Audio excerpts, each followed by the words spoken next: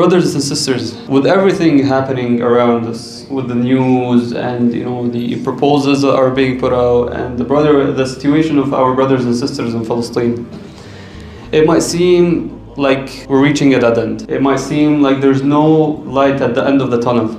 But the question that we have to ask and the question that we have to propose is, does the truth have to defeat the falsehood from their first battle? In the first face-off between the truth and the falsehood, does the truth have to defeat? Well, let's see what Allah subhanahu wa ta'ala describes and what He says. Allah subhanahu wa ta'ala says, حتى إذا استيأس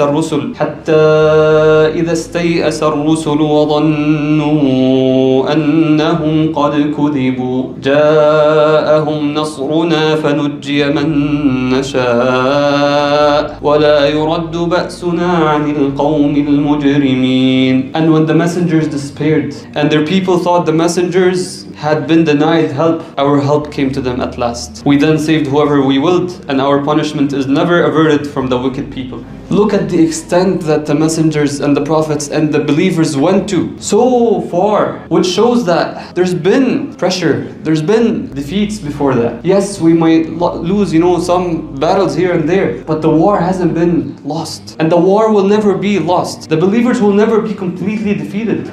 And this is the promise of Allah subhanahu wa ta'ala. But we might lose some battles in here and there. There might be some losses, there might be some tests, there might be some afflictions. And the messengers over here, they did not despair of Allah's promise.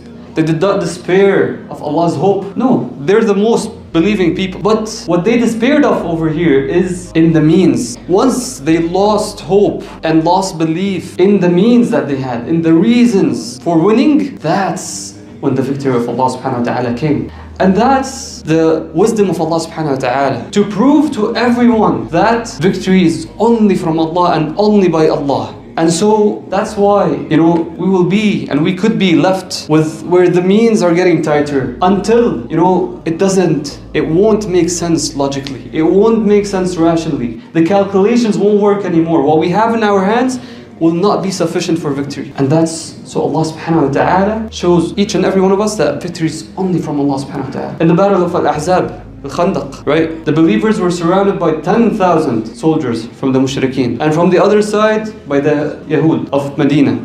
And they were only 3,000 surrounded in Medina. Yet Allah subhanahu wa ta'ala granted them victory after they showcased a lot of patience and a lot of strength. They digged for a whole month. They faced hunger and they faced, being afraid, and they faced all of these. And at that point, Allah subhanahu wa ta'ala granted them victory without anything, through wind, without fighting.